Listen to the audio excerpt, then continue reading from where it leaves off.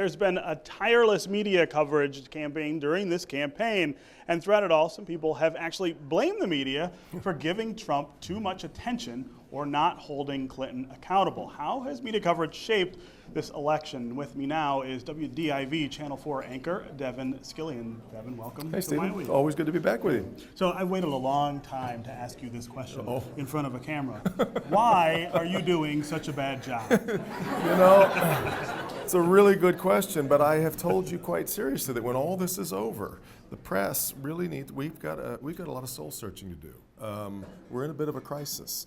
We did help create the Trump candidacy at the expense of all of those other Republican candidates early on.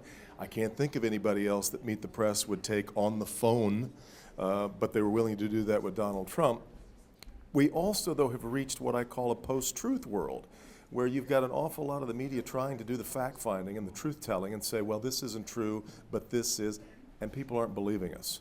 And that's a real crisis for journalism. Yeah. So how do you pull it back? I mean, we won't see, I don't think, another campaign quite like that of Donald Trump anytime soon. I mean, there is an anomalous sort of dynamic to this. I mean, I've used this analogy before. It's sort of a little like watching Oldsmobiles run off the line in an auto plant, and all of a sudden there's this other strange vehicle that's got the wheels on the top, and maybe it's on fire, but everyone wants it all of a sudden. Everyone's buying it. I mean, there was sort of necessary attention paid to him. How do you sort of deal with that after the election? Well, it's really difficult to think of us all dealing with it as one. I always laugh when people talk about the media's agenda.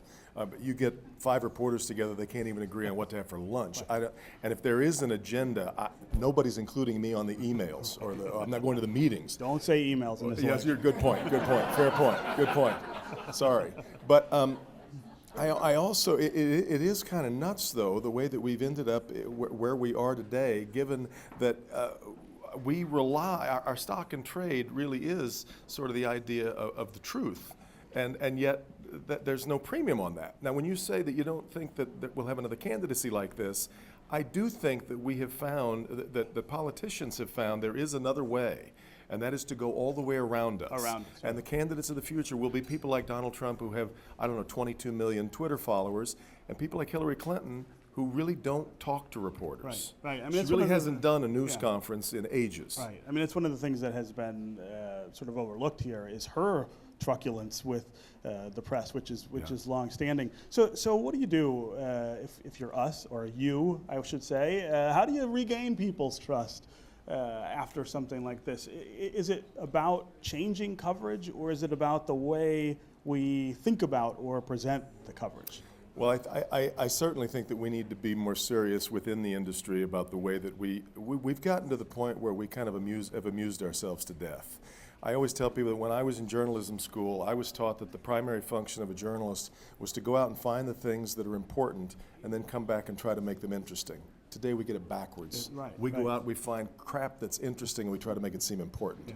And that is a terrible conundrum we have placed ourselves in. People always say to me, well, you know, journalism's a business. It's true, it's a business, but there's a reason why it's the only business mentioned by name in the Constitution. We got to get this right. All right, Devin Scillian, anchor at Channel 4 WDIV in Detroit. Thanks for being here. As always.